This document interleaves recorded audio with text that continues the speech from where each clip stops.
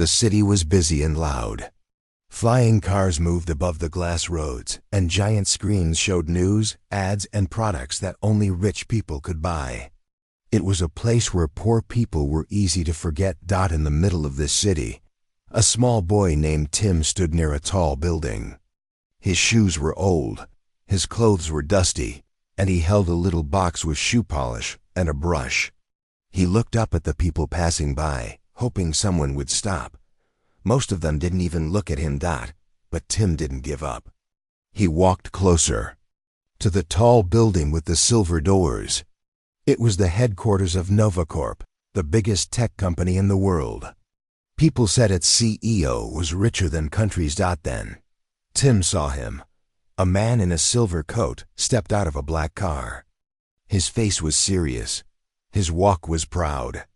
People moved out of his way. Some even bowed. That was Mr. Ross, the CEO of NovaCorp. Tim ran toward him. "Please, sir," he shouted. "Please, just $10. Ross stopped and looked down. "What?" "I'll shine your shoes, sir," Tim said quickly. He held up his polish box. "Just $10. I need it to help my mom, please." Ross almost kept walking. He had a meeting. He didn't have time for this. But something in the boy's voice made him stop. He looked at Tim's small hands, his tired eyes. "What's wrong with your mom?" Ross asked. "She's sick." Tim said, "The hospital said we need to pay or they'll stop giving her medicine. I just need a little more money. Please let me shine your shoes." Ross looked at his own shoes. They were already clean. But something in his heart said, "Let him try." So he sighed and sat on the bench near the door. "Fine," Ross said. "Go ahead." Tim smiled with hope. He quickly opened his box, took out the brush, and started cleaning the shoes. He worked carefully. He made small circles, making the leather shine. As he worked, he talked. "My mom's name is Mira," Tim said. "She used to work at a lab. She said she helped make smart machines.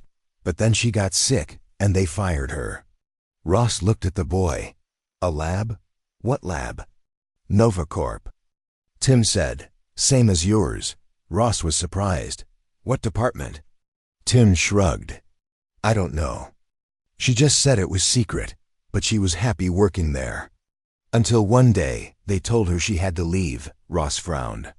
NovaCorp had thousands of workers. He didn't know most of their names.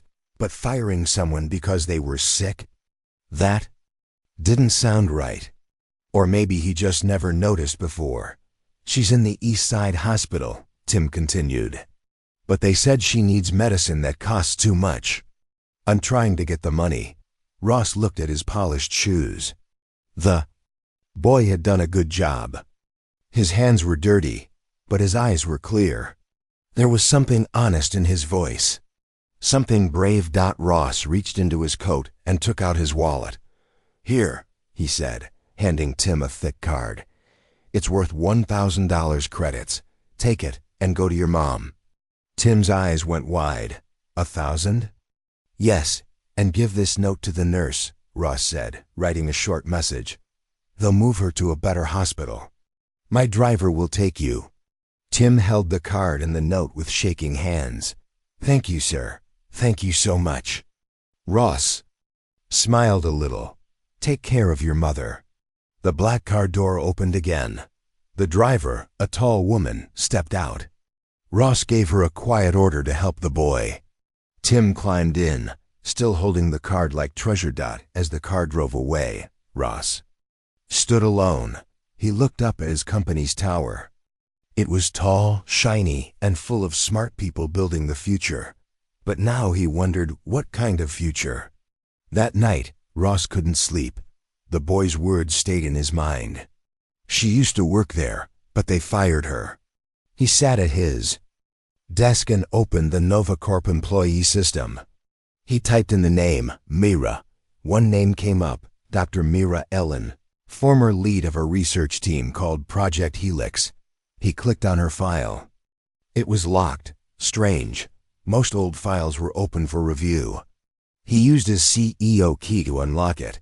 The screen showed reports, test data, and red-stamped warnings. Words like unstable, alien source, and terminated clearance flashed. On the screen, Ross leaned forward. What was Project Helix? Why was Mira working on something involving alien technology? And why was her access removed after she got sick? He opened more files. Some were missing. Others were half deleted. One line caught his eye. Dr. Mira Ellen objected to human testing. Project frozen. Subject lost. Ross sat back in his chair, heart beating faster. What had his company done? He looked at a small photo in the file. It was Mira, smiling in a lab coat.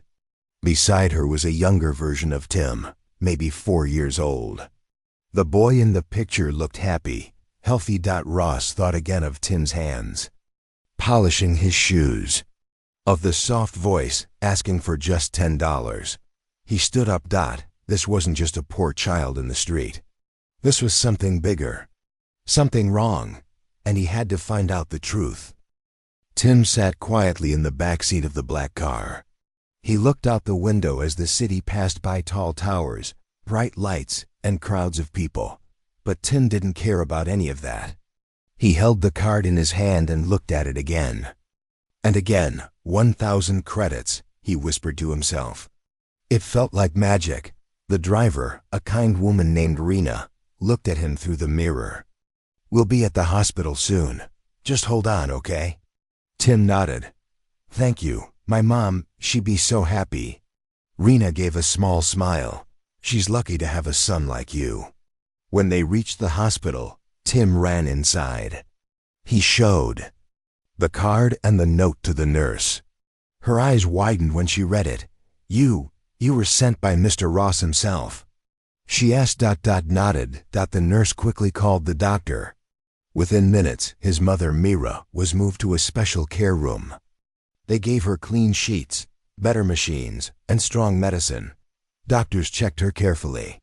They looked worried, but also respectful. Everyone now treated her like someone important. Tim sat beside her bed and held her hand.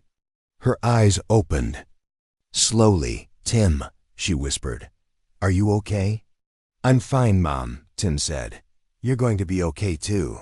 Mr. Ross helped us. Her eyes blinked. Mr. Ross? The CEO. I shined his shoes. He gave me money and a note. Now the doctors are helping. Mira smiled weakly. That's good. Then her face grew serious. Tim, listen to me. If anything happens, you must stay away from NovaCorp. Why? Tim asked. You worked there. She shook her head slowly. Not anymore. I tried to stop something. They didn't like it. Tim looked confused, but Mira closed her eyes again. She was too weak to speak more. Back at NovaCorp Tower, Mr. Ross sat alone in his office. He had read more of Mira's file. Project Helix was once one of the company's top secret programs. The goal was to use alien nanotechnology to help humans heal faster. The alien material had been found on Mars 10 years ago. Mira had been one of the top scientists on the project. But the files said she had refused to move forward with live testing. She believed the alien tech was not safe. She warned that the nanobots might change the human body in unknown ways. Other scientists wanted to continue. The company had voted to remove her. Ross sat back in his chair. Troubled. He opened a hidden folder in the system, something only he could access. It showed secret logs. One log stood out. Test subject found with natural nanotech bonding. Child. Age 4. Connection. Mira Ellen's son. Ross felt a cold chill. Tim, he read the full report. Years ago, Mira had brought her son to work one day. There was an accident in the lab. A container of nanotech leaked. Nothing serious at the time, but unknown to Mira, the alien tech entered Tim's body. Later, tests showed the nanotech had bonded with him. It didn't hurt him. In fact, it seemed to improve his health. His small wounds healed fast. He never got sick. But when Mira found out, She demanded the company leave him alone. Ross now understood everything. Mira was not only trying to stop unsafe tests, she was protecting her son. He stood up. This was not just a science problem. It was personal. A child had been changed, and his mother had been punished for trying to do the right thing. Ross walked out of his office and went to the security floor. "Show me the visitor list," he said. A guard opened the screen. Ross saw something strange. Someone had accessed Myra's file just 1 hour ago. Who did that? Ross asked sharply. The guard looked nervous. "I don't know, sir, but the access came from inside." Ross understood what that meant. Someone in the company didn't want the truth to come out. Back at the hospital, Tim fell asleep next to his mother. The room was quiet, except for the soft beeping of machines. In the hallway, 2 men in black suits entered silently. They showed fake ID cards to the nurse. "We're here to move the patient," one said. The nurse frowned. "But no one told me. It's urgent," the man interrupted. Just as they started walking toward Myra's room, Rena, the driver, stepped into the hall. She had stayed nearby, just in case. When she saw the 2 men, something felt wrong. "Wait," she said. "Where are you taking her?" The men looked at each other. "You're just a driver. Step aside." But Rena was not just a driver. She was also trained in security. She quickly called Ross. "Sir," she said, "2 unknown agents are here. They're trying to take Myra Ellen." "Stop them," Ross ordered. "I'll be there in 10 minutes. Rena acted fast. She pulled the fire alarm. Loud bells rang. Through the hospital, lights flashed. Doctors and nurses ran into the hall. The 2 men tried to escape, but hospital guards blocked the exits. The men were caught and taken away. When police checked their ID cards, they were fake. Ross arrived. Shortly after, his face tight with anger, he went to Mira's room. She was awake again, and Tim stood by her side. "I'm sorry," Ross said. "This should never have happened." Mira looked at him. "You know now, don't you, about Tim?" Ross nodded. "Yes, and I'll protect him. I promise." Mira's eyes filled with tears. "Thank you." Ross turned to Tim. "You're a strong boy," he said, "but you're also special. We need to be careful now." Tim didn't understand everything, but he could feel something had changed. The truth. About his mother, about NovaCorp, and about himself. It was only the beginning. Mr. Ross sat alone in his private office, high above the glowing city. The large glass window showed a peaceful sky, but his mind was far from calm. He had just returned from the hospital. Everything Mira told him made sense now. The pieces were coming together, but what he didn't know was how deep the danger truly was. He tapped on his desk, and a hidden screen slid up. Using his top clearance, Ross entered the secure database of NovaCorp. Most CEOs didn't read files like these, but now he had no choice. He searched for more information on Project Helix. Many files were locked. Some were even marked erased. That made him more suspicious. But he didn't stop. After using his executive codes, he found a hidden file folder code level red dot. He clicked it open. The screen showed lab reports, medical charts, and video recordings. Everything looked complicated, but one line stood out clearly. Subject Alpha, natural bond with foreign nanotech. No rejection.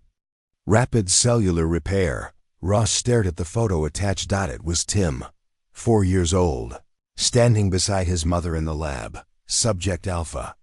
Was him, Ross whispered. Myra's son had been accidentally exposed to the alien nanotech during a lab test. The company had secretly run tests on his health without Myra knowing at first. When she found out, she got angry and tried to pull him out of the system. She had told the board the alien tech was still unstable and should never be used on humans. She was ignored. Then she was removed. Ross leaned back in his chair, shocked. He had approved the shutdown of the project years ago, not knowing the real reason behind it. He thought it was just a failed science idea, not something that involved a child. He looked deeper into the logs. One report was written by a man named Dr. Callan, who now led Novacorp's secret research. His notes were cold and heartless. The child presents ideal nanotech response. His biology accepted the material fully. Strong chance of superhuman repair, neural enhancement, and data storage ability. Recommend full study. Ross's hands turned into fists. They had wanted to use Tim, a boy, a child. For their gain. At the hospital, Tim stood by his mother's bedside. She was resting, but her face looked pale. The machines beeped slowly. He held her hand and whispered, "Mom, you're going to get better now, I promise." Tim didn't understand everything yet, but he knew people were watching. The two strange men who came earlier scared him, and something inside his body had started to feel different. That morning, he had fallen and scraped his arm, but the wound closed up in seconds. He told no one. Later, when he tried to open a locked drawer in the nurse's desk, it clicked open before he even touched it. Tim didn't know what was happening to him, but something inside was changing. Back at Novacorp, Ross called his assistant. "Find out where Dr. Callan is," he said. "I want him in my office." An hour later, Dr. Callan walked in. He wore a white lab coat and dark glasses. His smile was polite, but his eyes were sharp. "You wanted to see me, sir?" he asked. Ross didn't waste time. "I've seen the old Helix files. You lied about why Myra was removed. You didn't say anything about her son." Callan's face stayed calm. The project was secret. Everything was approved. "Not by me," Ross said. "You tried to experiment on a child." Callan shrugged. "We didn't hurt him. In fact, he might be the next step of human evolution." "Do you realize what he is?" Ross stood. "He's a boy, a human being. And you're finished here. You're fired. Get out of this building." Callan didn't move. "You're making a mistake. That child is powerful. If we don't control him, someone else will." Ross pointed to the door. "Leave, now." Dr. Callan walked out without another word, but as he passed the hallway, he took out a small device from his pocket. He pressed a button, and a silent signal was sent. That night, Myra woke up again. Her eyes were sharper now. She saw Tim sleeping in the chair beside her and gently touched his hair. Ross entered the room quietly. "You should rest," he said softly. "I've rested enough," Myra replied. "You saw the files?" Ross nodded. "I did." "I'm so sorry." "Myra, I didn't know." She looked away. "I tried to stop them. I told them the alien tech wasn't ready. I begged them to leave Tim out of it, but they wanted power, and now he's changing." Ross sat beside her. "We'll protect him. I've removed Callan, but others may still try something." Myra gave him a small, tired smile. "You've changed, Ross. The old you would have ignored all of this." He looked down. "The old me only cared about growth and numbers. But you're son." He reminded me what it means to be human. Suddenly, the room lights blinked. Then the hallway lights flickered too. A nurse shouted from outside, "Systems down. We've lost connection." Ross rushed out. Screens were black. Security cameras had stopped working. Something was wrong. He turned to see Tim standing in the hallway, looking confused. "Tim?" Ross asked. "What happened?" Tim looked scared. "I don't know. I just got scared, and everything turned off." Ross realized the truth. Tim's connection with the alien tech wasn't just healing his body. He could control machines. Without touching them, Ross took a deep breath. The boy was not just special. He was powerful. Tim sat on the hospital bed beside his mother. His hands were cold, and his heart was beating fast. Something strange had happened. The lights, the screens, even the nurse's tablet, all had stopped working for a few seconds. He didn't touch anything, but deep inside he knew he had caused it. Mira looked at him gently. "Tim, did you feel anything before the lights went out?" Tim looked down. "I got scared. Everything was loud, and I didn't want anyone to take you again. Then ... it all just stopped." She squeezed his hand. "It's not your fault. The nanotech inside you ... it's growing. It listens to your thoughts. That's why you're changing." Tim's eyes widened. "I didn't ask for this." "I know, sweetheart," she whispered, "but now we have to be careful." Before Tim could ask more, the door opened. Mr. Ross entered with his assistant. His face was serious. "We have to move you both," Ross said. "Someone just tried to shut down the hospital system. I believe it was a warning." "From Dr. Callan?" Mira asked. Ross nodded. "Yes, I fired him, but he's already working in the shadows. I don't know how many people still follow him." "Then we're not safe here," Mira said. Ross looked at Tim. "I have a private safe house. Secure, protected, and off the grid. No cameras, no internet. I'll take you both there." Tim stood up. "Are you sure we'll be safe?" Ross gave him a small smile. "I promise. You're not alone anymore." The car ride to the safe house was quiet. Rena drove through dark back roads, avoiding cameras and flying drones. The building they arrived at was hidden behind old trees and hills. It looked like a small house, but deep below it was a high-tech bunker. Inside, Mira was given a clean room and advanced medical care. Tim was given a warm bed, books, and a small training area where he could move freely. Ross brought food and stayed with them. He didn't act like a rich CEO anymore. He brought water, carried blankets, and listened when Tim asked questions. One night, while sitting outside the bunker, Tim looked up at the stars and asked, "Do you think I'm a machine now?" Ross sat beside him. "No, you're still human.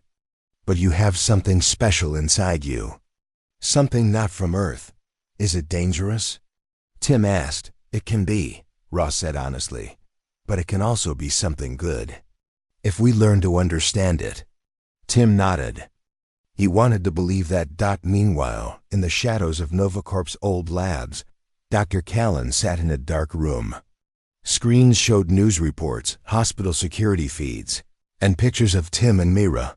Most of the system had been wiped by Ross's team. But Callan still had his secret backups. Beside him stood two people scientists, who once worked under him. "He has full control now," one of them said. "He stopped the entire hospital systems just with his fear." Callan smiled.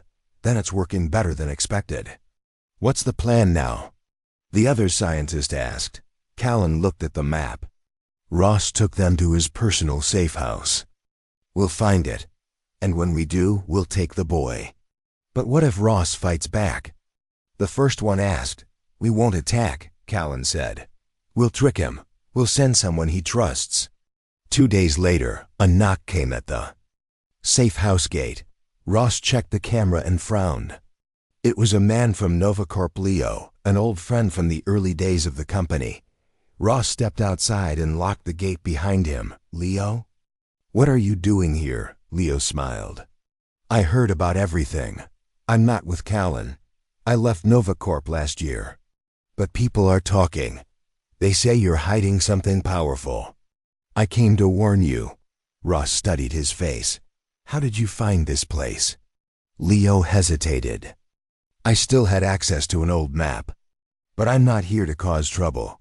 Inside, Mira watched through a screen. Her face turned pale. "I know that man," she said. "He once worked with Colin. Be careful." Ross returned and told Tim and Mira to stay inside. That night, he checked Leo's story. He found out Leo had been working in Callan's lab just 6 months ago. He had lied. The next morning, Ross told Leo to leave. "I don't trust you," he said. Leo dropped his friendly smile. "You're making a mistake. That boy doesn't belong to you. He's the future, and the future belongs to science." Before Ross could respond, Leo pressed a small button on his watch. Far away, A hidden satellite picked up the signal. Dr. Callan smiled from his base. We found them. Back in the safe house, strange things began to happen. The lights flickered again. This time, not from Tim. Ross checked the control room and found something worse. A signal was coming in from outside. Someone was trying to hack the defense system. Ross ran to Myra's room. We have to move. Now Tim stood beside his mother. They found us? Yes, Ross said. But we'll make sure they don't take you. Myra stood up slowly. She was still weak, but her eyes were strong. We'll fight if we have to. Tim stepped forward. No, I'll protect both of you. His voice was calm, but his body was changing. Small blue lines glowed under his skin. His eyes looked brighter, almost electric. Tim, Myra whispered. Ross saw it too. You're controlling it now. Tim nodded. I can feel them trying to break in. The machines. The network. I can hear them. Ross touched his shoulder. Then help us. Stop them. Tim closed his eyes. A soft hum filled the air. The lights stopped flickering. The hacking signal vanished. Outside, NovaCorp spy drones dropped from the sky completely. Shut down. Inside the control room, screens lit up with one message. Blocked by Subject Alpha. Tim opened his eyes. They're gone, for now. Ross stared at the boy. He was no longer just a scared child. He was something more.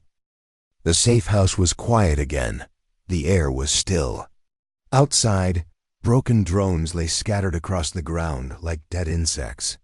Inside, Ross, Myra, and Tim stood together in the control room.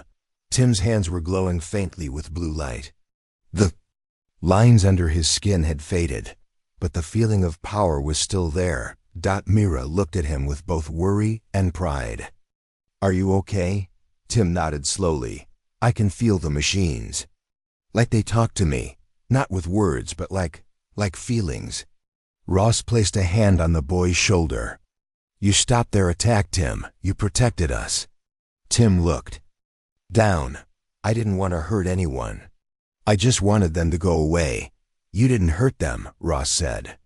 You shut their machines down. That's something no one else can do. Myra took a deep breath. We can't stay hidden anymore. Callan found us once. He'll try again. And next time, he'll bring more than just drones, Ross agreed. Then we have to move fast. We need to go public. Myra looked at him. Are you sure? Ross nodded. If the world knows the truth, Callan won't be able to hide anymore. We'll show what NovaCorp did, what they tried to do with Project Helix, and we'll tell them about you, Myra and Tim. Tim's eyes widened. You want to tell everyone about me? Ross knelt down in front of him. Only if you're ready. But people deserve to know what's happening. They'll listen if they hear it from us, from you. Tim thought for a moment, then slowly said, Okay, let's do it. But only if we can stop people like Callan from using others like they tried to use me. That night, the safe house turned into a secret mission center. Ross called two of his oldest friends, Amar, a skilled coder, and Lena, a reporter known for speaking truth, even when it was dangerous. They arrived in the early morning, surprised to see who they were working with. Ross? You've changed. Lena said with a smile. Ross replied, This boy changed me.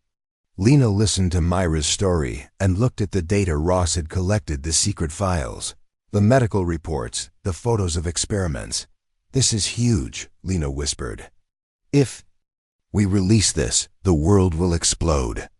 We have to, Ross said. It's the only way to stop NovaCorp from doing worse things. Amar began working on breaking into NovaCorp's private satellite stream.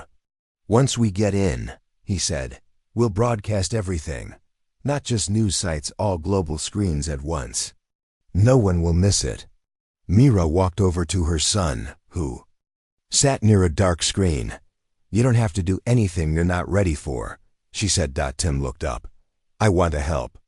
I'm not scared anymore. Myra hugged him. You're stronger than I ever imagined.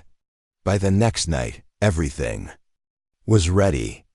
The final file was uploaded. The broadcast message was recorded. Ross stood in front of the camera. He wore no suit, no tie, just a simple shirt, showing he wasn't speaking as a CEO, but as a man trying to fix what had gone wrong. He looked into the camera and said, "My name is Ross. For years, I led the biggest tech company in the world, NovaCorp. But I failed to see what was happening inside my own walls. A secret project, Project Helix, was designed to use alien technology on humans, without permission, without mercy. A woman named Mira, a scientist, tried to stop it. She was silenced. Her son, Tim, was exposed to the tech by accident. But instead of becoming a victim, Tim became something special. A child with power not seen on this planet. Now NovaCorp wants to control him. Use him. We can't allow that. The truth is here. The files are here. Look at them. Judge for yourselves. This is not just about one boy. This is about what it means to be human. We must protect the future, not use it." When the recording ended, Amar pressed the final button. The broadcast began. In cities across the world, people paused as their screens flickered. Phones, public displays, tablets, and even smart cars stopped for a moment, and then played Ross's message. People listened in silence. The files followed, evidence of Project Helix, photos of lab tests, videos of Myra being removed, and reports about Tim. All of it was real. The world reacted fast. News outlets reported it for hours. Protests rose outside NovaCorp towers in different countries. People demanded answers. Doctors, lawyers, and scientists called for action.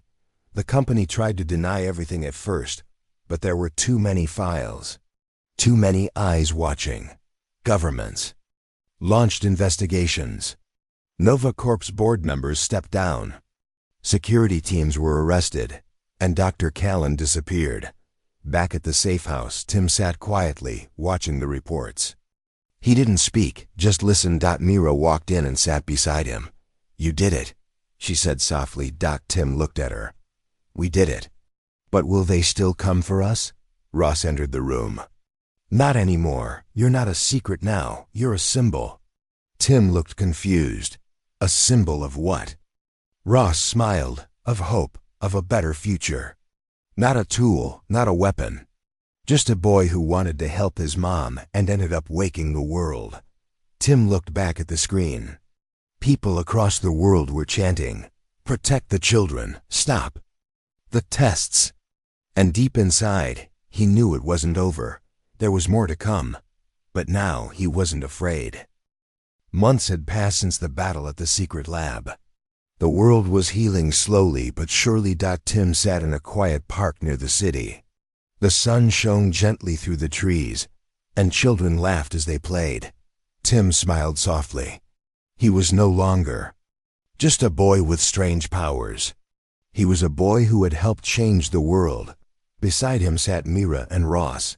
Mira's health had improved thanks to new medicines and care. Ross had stepped down from his CEO position and worked to make NovaCorp a better, safer company. "We did a good thing," Mira said quietly. Ross nodded. The truth came out, and people listened. It wasn't easy, but it was right. Tim looked at his hands. The blue lines beneath his skin had faded almost completely. The alien nanotech inside him was still there, but it no longer controlled him. It was a part of him, yes, but he was in charge. "Do you think I'll ever be just a normal kid?" Tim asked. Mira smiled. "Normal is what you make of it, Tim. You're special, and that's a good thing. But you can still live a happy life." Ross looked at the city skyline. "You showed everyone what humanity really means. Courage, kindness, and the power to change." Meanwhile, across the world, changes were happening too. NovaCorp had opened its doors to outside review. Scientists worked with governments to create safe ways to use alien technology, only for helping people, never for control or harm. The world learned from Tim's story. People became more careful, more thoughtful about science and power. One day, as Tim walked home from school, he saw a group of children playing near a playground. One little girl ran up to him, smiling. "Are you Tim, the boy with the blue light?" Tim laughed softly. "Yes, that's me." "Wow, you saved the world. Can you teach me to be brave too?" Tim knelt down to her level. Being brave isn't about having powers. It's about standing up for what is right. You can be brave every day by helping others and being kind. The girl nodded seriously. "I want to be brave like you." Tim smiled. "You already are." That night, Tim sat by his window, looking up at the stars. He thought about everything he had been through, the fear, the danger, the hope. He thought about Mira and Ross, and the friends who had helped them. Most of all, he thought about the future, a future where people would not fear what was different, but would learn from it. Where science would be used to help, not to harm. Where a little boy with a shining heart could inspire a whole world. Tim closed his eyes and whispered, "This is just the beginning." And so, the story of Tim the boy who begged to shine shoes for just $10 became a story of courage, change, and hope for all humanity. The world had changed in just 3 days. Tim's story spread across the planet. People from every city, every country, and every background now knew his name. News reporters called him the boy with blue light. Videos showed him shutting down machines without touching them. Many saw him as a hero. Others were afraid.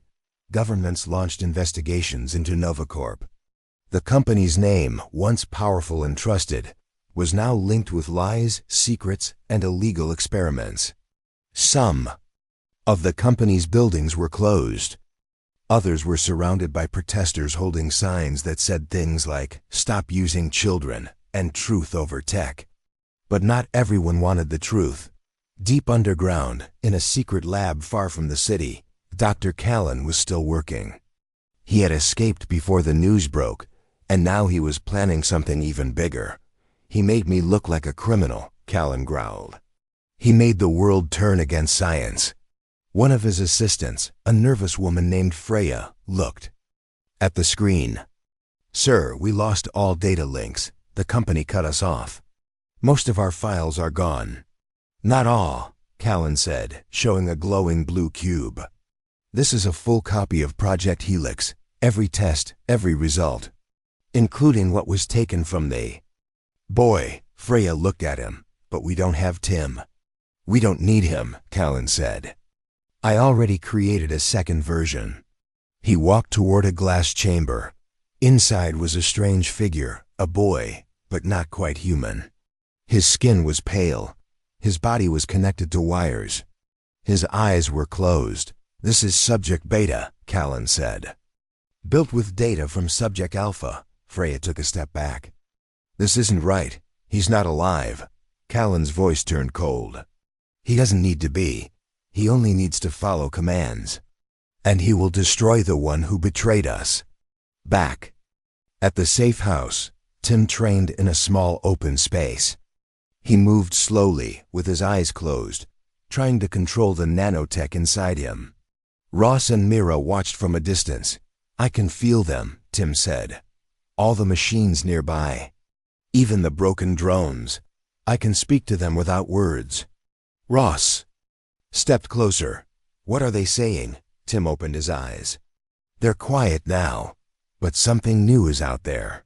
Something strange, cold, like a copy of me." Mira looked worried. "What does that mean?" Tim shook his head. "I don't know, but it feels wrong."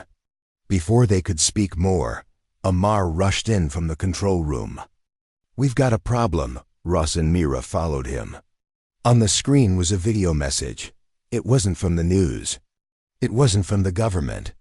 It came from a hacked channel, and the face on the screen was one they all knew. "Dr. Callan, greetings. Citizens," he said calmly.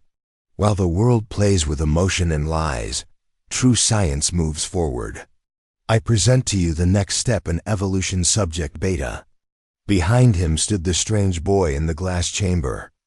Callan smiled. This one is not weak. He does not cry. He does not question. He is perfect. And soon he will show the world what power really means. The video ended. The room was silent. Mira turned to Ross. He created a copy of Tim, a weapon. Ross looked at Tim. Can you stop him? Tim's face was calm, but strong. I'll try. That evening, the Safe House team prepared for a mission. They had one chance to stop Callan. Amar traced the signal to a hidden facility in the desert.